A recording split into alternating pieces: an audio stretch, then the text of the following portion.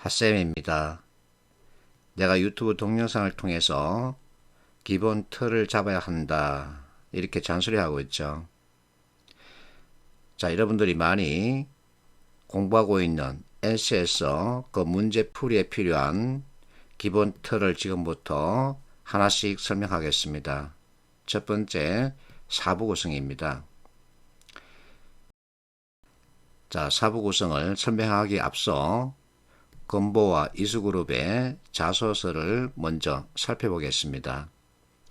건보는 윗사람의 의도를 명확하게 파악하기 위해 실시한 노력을 돌려달라 그러죠. 이수는 상대방의 의사를 체계적으로 조직하여 파악하거나 자신의 의견을 분명하게 표현한 경험을 돌려달라 그러죠. 자, 건보와 이수의 공통점을 보자면 상대방 의사죠. 파악하기 위해 실시한 노력입니다. 이 얘기는 자, 상대방이 있고 내가 있을 때 상대방이 한 말을 내가 정확하게 이해하고 무엇을 요구하고 있는지 제대로 파악하고 거기에 맞춰서 상대방이 원하는 답을 던질 수 있어야 하는데 이게 잘 안 된다는 얘기죠.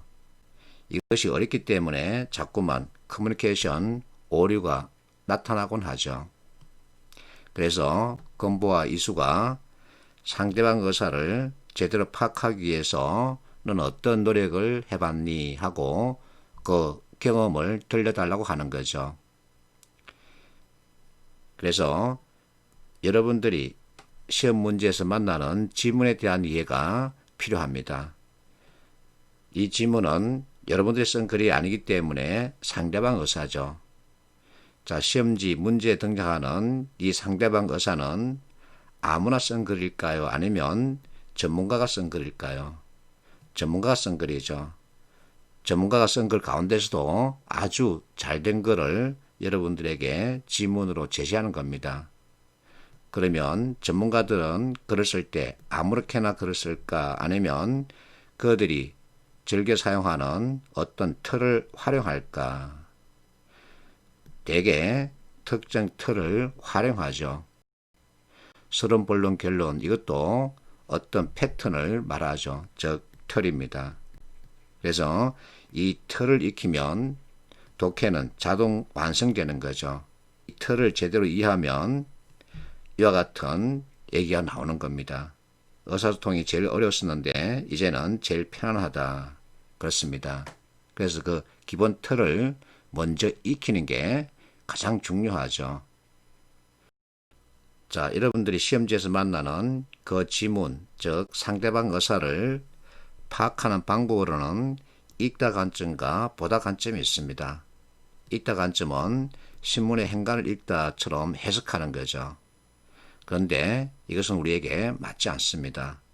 그러면 무엇으로 볼 것이냐? 물론 눈으로 보겠죠. 그러나 우리에게 필요한 것은 눈이 아니라 앞의 이수그룹이 얘기했듯이 조직화된 틀이라는 거죠. 그래서 전문가들이 글을 쓸 때 사용하는 대표적인 틀, 이 네 가지를 익혀버리자는 겁니다. 그러면 글쓴이가 전하고 있는 메시지가 무엇인지 정확하게 잡아낼 수 있죠.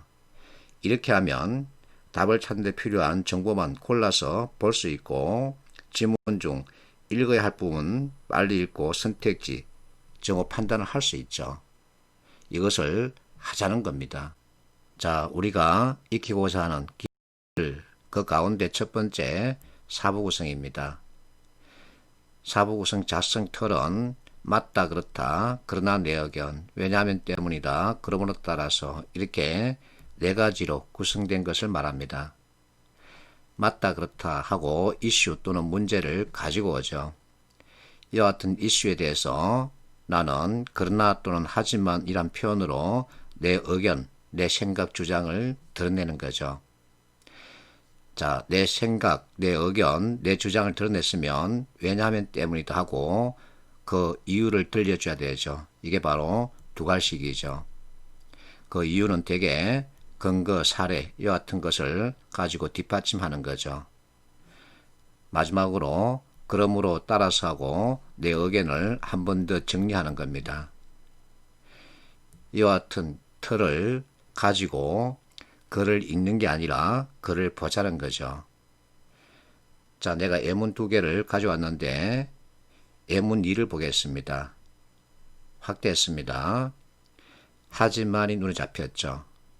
그러면 앞에 있는 문장 이것이 바로 맞다 그렇다죠. 스토리를 만들면 유튜브 등 소셜미디어 콘텐츠로 돈을 벌 수 있는 시대다. 맞다 그렇다. 하지만 내 의견은 뭐죠? 모든 유튜버가 수익을 올릴 수 있는 건 아니야.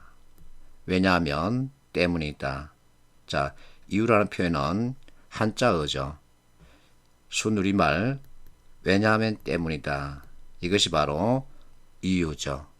그래서 왜냐하면 이와 같은 요건을 충족시켜야만 구글이 돈을 주기 때문이죠. 그러므로 유튜브로 돈을 벌고 싶으면 구글이 정한 이와 같은 요건을 충족시켜야 하겠죠. 따라서 유튜버들은 갖가지 컨텐츠를 계속 만들 수 있는 이와 같은 역량을 갖추고 있어야 합니다. 이렇게 전체 스토리를 내가 만들 수 있는 거죠. 그래서 하지만 다음에 문장 표현 이것이 바로 글쓴이가 전하고 싶어하는 메시지다. 왜냐하면 이와 같은 이유 때문이야. 이렇게 접근해버리면 이 2개의 표현만 가지고 전체 스토리를 내가 잡아낼 수 있는 거죠. 이렇게 하자는 거죠. 자, 사부구성을 익혔으니까 이제 사부구성을 통해서 문제를 풀어보겠습니다. 대입수능 문제입니다. 자, 1번 이 문장이 들어갈 위치를 찾으라는 거죠. 이 문장을 보니까 머리에 그러나가 있습니다. 맞다 그렇다 그러나 내역이죠. 그러면 보기문에서 맞다 그렇다를 찾으면 되겠죠. 그친다고 생각하고 있다. 맞다 그렇다 그러나 내 의견. 따라서 답은 1번이죠. 읽지 않고 이렇게 보면서 답을 정하는 겁니다. 자, 2번 일치 여부를 묻고 있죠. 이 문장이 기억에 들어가 있다는 가정에서 전체 내용을 파악해야 되는데, 자, 그러나 내 의견, 글쓴이가 제시하고 있는 메시지는 이와 같은 판단, 근거가 확실하지 않다는 거죠. 그러면 이 표현만 찾아가면 됩니다. 판단하기 곤란하다. 이게 그 답이죠. 이렇게 하면 정말 글을 읽지 않고 눈으로 보면서 답을 정할 수 있는 거죠. 자, 2번째 문제, 경북대 논술 문제입니다. 논술인데 객관식으로 출제했죠. 지문 내용은 우리가 어려워하는 경제 이론을 바탕으로 하고 있습니다. 한계 효용 체감의 법칙을 다루고 있죠. 그런데 우리는 지금 경제학을 전공으로 공부하는 것이 아니기 때문에 이와 같은 내용 그 자체에 대해서는 우리가 알려고 할 필요는 없는 거죠. 그럼에도 불구하고 우리는 답을 쉽게 찾을 수 있습니다. 왜냐하면 앞에서 사부구성을 익혔기 때문이죠. 자, 지문에서 커지지만 이라는 표현을 잡았습니다.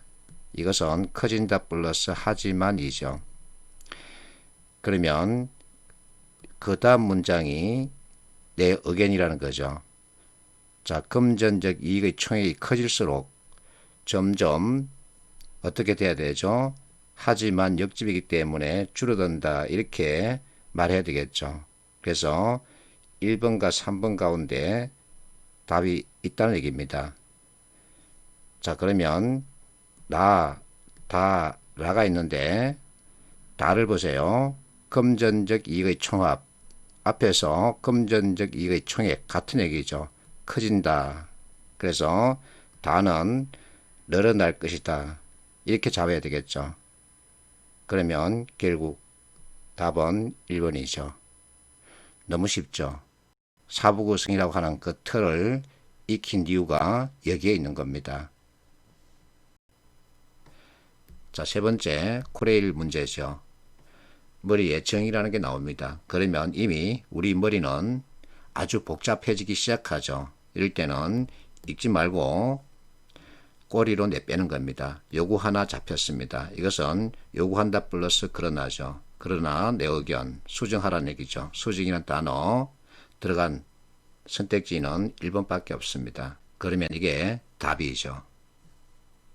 네 번째, 자 역시 코레 문제인데 이것은 대단히 중요하다. 맞다 그렇다. 동일곡이다 하지만 잡혔죠. 꼬리 보면 악상은 달라진다. 이미 모든 것을 다 파악했기 때문에 답 찾으러 가는 거죠. 악상은 변한다고 했는데 악상은 변하지 않는다. 그래서 답은 3번이죠. 이제 그 응용 확장입니다.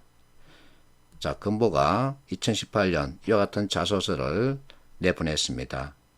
자신과 다른 의견을 가진 이에 대하여 반대되는 입장을 전달하기 위해 정중히 대화에 임한 경험이 있느냐. 그래서 특히 토론 때 사부구성을 활용하면 상대방 기분 상하지 않게 하면서 나의 주장을 명확하게 전달할 수 있습니다. 상대방 주장에 대해서 맞다 그렇다 하고 인정하는 거죠. 그러나 내 의견도 있어. 이런 것이야. 왜냐하면 때문이지. 그러므로 따라서 너 받아들일래 말래 하고 상대방 입을 닫게 만들어 버릴 수 있습니다. 자, 이 예시는 NCS 워크북에 들어있는 것인데 너무나 사부 구성에 잘 맞기 때문에 가지고 왔습니다. 총무부장이 비용 측면을 제기하고 있죠.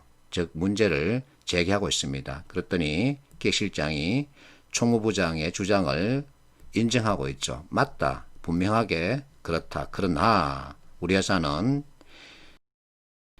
오늘만을 위한 투자가 아니라는 점을 네가 명확하게 받아줘야 한다. 왜냐하면 이와 같은 근거 때문이야 하고 상대방을 이해시키고 설득해 들어가는 전체 내용을 그대로 보여주고 있죠. 자, 나 하셈은 항상 이론에서 비롯된 개념에 따른 판단을 강조하고 있습니다. 그래서 개념을 먼저 익히고 이 개념에 따라서 산업 현장을 보자는 거죠. 그러면 많이 풀 수 있고 또 정확하게 풀 수 있습니다. 어쨌든 간에 객관식 문제는 나의 주관 개입되면 안 되죠. 파이팅 하십시오.